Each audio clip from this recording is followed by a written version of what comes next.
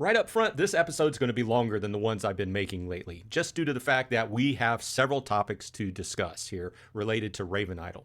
Firstly, I'm going to give a brief summary of my experience in Season 1, try to sum things up and make some positive and maybe things that need to be fixed type opinions. Nextly, we're going to reveal my final standings and reveal what I got from the prize pool total out of Season 1. And then finally, we're going to go over some changes and new items that we know going into Season 2. So if this sounds interesting to you, please stand by.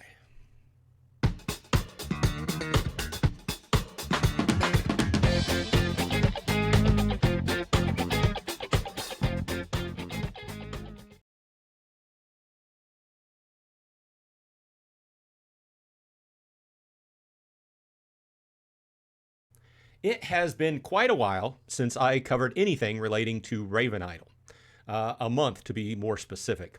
The long-awaited first season of RavenIdle went live in early October, and it lasted until early November.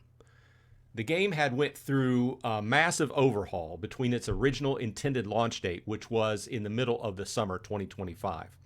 It got hit by a massive amount of play requests. And so they weren't prepared for that, and they had to pull it down and rework the game before going fully live in October again. From all the changes that occurred, even after the game went live, it was clear that the game development team had no idea how popular this game was going to be. But with all the hype and the prize money that was involved, it was almost guaranteed that the game would attract a wide audience hoping to get some of that loot. With that said, I didn't do a season wrap-up in November because I figured, hey, it would just take them a few days to get the prize pool allocations in order and hand out the prizes. Well, I was wrong. A full month later, and here we are. We're just getting the prize pool divvied up today. We can claim today, but it will still be a few more days before we can actually withdraw any funds. Before we get into what I earned and the changes to expect in Season 2, I just wanted to take a few minutes and provide a summary of what I thought of Season 1. Firstly, it was pretty much what I expected out of an idle game. It provided the basic mechanics of RavenQuest in an idle format. I was able to log in a few times a day, collect my loot from what I had been hunting or gathering the night before, and hopefully get a trophy, and then reset my character for the day fighting a new type of monster, depending upon what materials I was in need of at that point. I would also check my land and gather and replant if needed. Also, once in a while, I would stop to trade skill, produce food, level up my trade skills to create newer and better higher level gear so that I could keep progressing. I liked the achievement system, and I found it integral to the gameplay and advancement. It was the primary focus for those who wanted to climb the leaderboard as high as possible, which is what the rewards were centered around. Just like most free-to-play games like this, there was a needed Battle Pass subscription.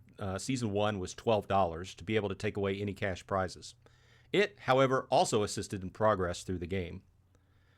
But the game was not without its flaws and drawbacks. On the plus side, the dev team seemed to be on top of the situation and very ready to jump in and work on things as needed to repair systems that had a problem. Also, I liked that the team had a representative updating their Discord announcement sections pretty regularly to keep players up to date on what was going on. The main Discord channel could be helpful at some points, or you could get blasted out of the water at other points for asking a simple question. So I just pay attention to the announcements, which is what I do with most games I cover. It was pretty clear from the outset that other than the Battle Pass, if you wanted to score high on the leaderboard, you would have to have energy juice enabled at all times, which required more spending in-game. I chose to only use those potions that I received along the way as rewards and not come out of my pocket to buy them. There's also this weird situation where after Season 1, your character went from being a seasoned character to just a standard character you can play at any time, which is kind of similar to Diablo and other similar games with seasons. But in this game, there's really no point to play if there's not a leaderboard to score on. I guess you could just really be into the game and just want to keep playing. Also, even though the game is labeled as an idle game, I would say that to score well on the leaderboard, you certainly have to put a decent amount of time into it on a daily basis, especially for gathering and crafting to try and make higher level gear, including armor and weapons. I had pretty good luck until I got to level 4 crafted gear, and it took a long time hunting to find materials to craft And then when I did, I was making gear with terrible stat combinations and having to remake the gear sometimes a dozen times. So I think they need to make another pass over the drops for the higher level gear creation, or require less of them. Okay, finally, what I've been waiting all day to do, find out what my reward was. So as you can see here, I placed 1269th. So not altogether an awesome standing, but it was enough to score me in the top 25% of the Battle Pass holders. Before we reveal my prize, I wanted to go ahead and point out something that they went into and announced in Discord, the percentages. So 94% of the top 100 players were profitable. 92% of the top 300 players were profitable. 89% of the top 500 players were profitable. 87% of the top 1,000 players were profitable, and 82% of the top 2,000 players were profitable. So I'm assuming that what this indicates is obviously the players who were not profitable spent too much on potions. That's my guess. Okay, so they break it all down. Apparently, all total, my Season 1 rewards are $120.70. That's estimated. Of course, that's broken down amongst several different pools here. My referral reward pool came out to $105. So thank you all who joined to play the game under my referral code.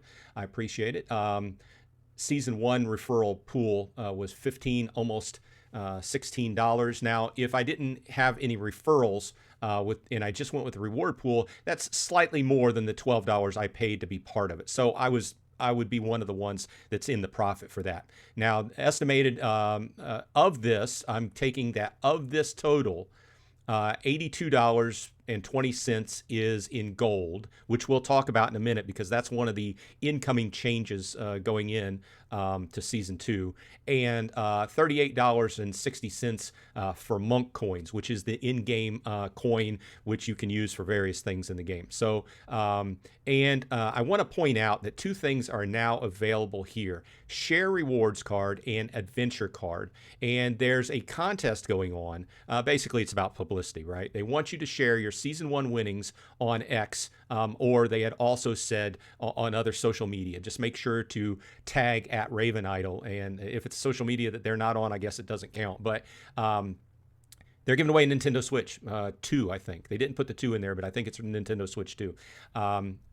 It's basically to get the word out, right? So you have both of those, and what they do is when you click on them, they download the artwork of this page so that you can post it, copy it, and paste it other places. Okay, the other thing I want to point out here is I didn't get in on the staking pool before the game started. I was too late.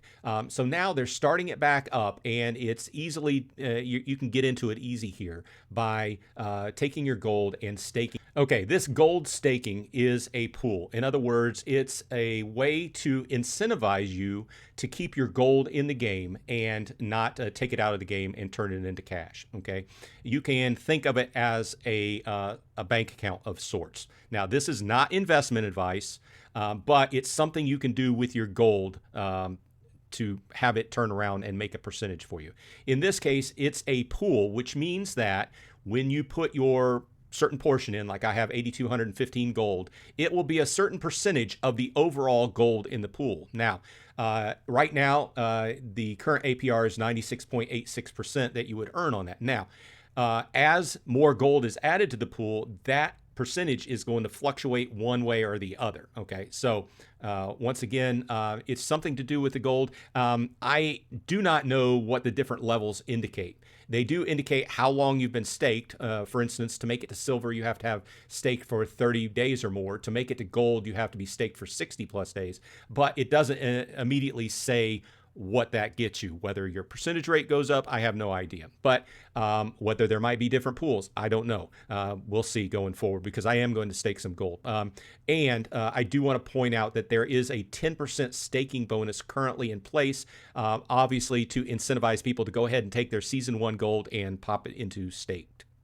Okay, I'm going to scroll through the announcements section in Discord. If you want to read through these in depth, go ahead and check it out. But there's some things I wanted to point out. First of all, since we're just talking about the reward pool, they announced that they have doubled it from 5,000 to 10,000 exclusively for RavenIdle Season 1 adventures. And then we talked about there being a 10% staking boost until the 10th. And this is It works on IMX, which is the token for the blockchain.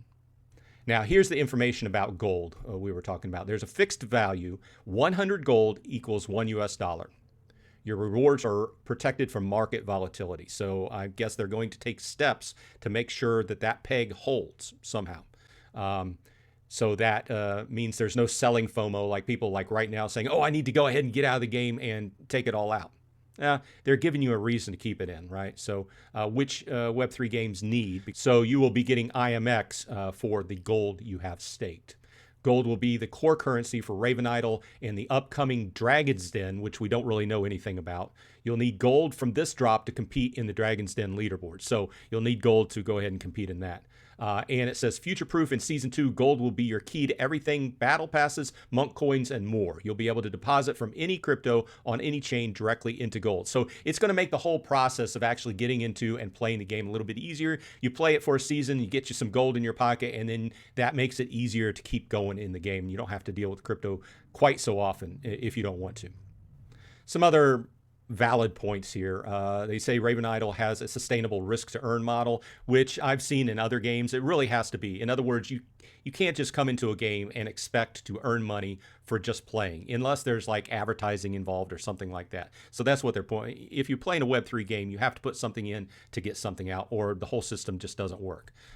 So they go on to say, just because you spent money doesn't mean you're guaranteed to profit on that money spent. If everyone profited, the system wouldn't be sustainable. And they go on through a few other statements, which basically are what I just said. This next one brings up a good point, because overall, a lot of the rewards in Season 1 were centered around the idea of, well, most of the people playing RavenIdle are also playing Raven Quest. So they had Raven Quest packs in there and such like that. Well, what they found out was there's a lot of players that just are not even interested in Raven Quest, right? So in another announcement, they announced that they're redoing all the rewards for Season 2 and making them not, I mean, they're still attached because they're sister games, so to speak. But if you subscribe to RavenIdle and are playing it, you're not going to be getting as many, if any, of like Raven packs or things like that. No specifics currently, but this point says for Season 2, we're designing something much more interesting for how landowners can play a big role in RavenIdle without putting non-landowners at a disadvantage. So there was a whole separate amount of prizes. I don't know what the percentage was and something related to having land in Raven Quest, which obviously if you weren't interested in Raven Quest, that puts you at a disadvantage because you didn't have any land. I play Raven Quest from time to time. I still didn't put any money into land. Not that I think it's a bad thing, but I just don't play the game enough to go ahead and buy land. But that's interesting to see. And then they go on to talk about the staking, just a little alpha. This pool provided for staking rewards is actually insane. People use that word insane a lot, you know. The current Season 1 pool will run for 120 days with 30,000 IMX. And, you know, obviously, just as any other token, that goes up and down over time in rewards, with a new season reward pool being added after to continue your milestones. So they're going to keep the pools going, and, you know, rewards will fluctuate from time to time. And what you're making off the pools will fluctuate depending upon how many people are actually in the pool. We talked about sharing your adventure card. You get a chance to win a Nintendo Switch 2. And then they mentioned that they're hiring on a Go engineer. I don't know exactly what that is, some type of R&D. If you're into that, if that's your thing, you can send your resume to careers at Tavern Light Games.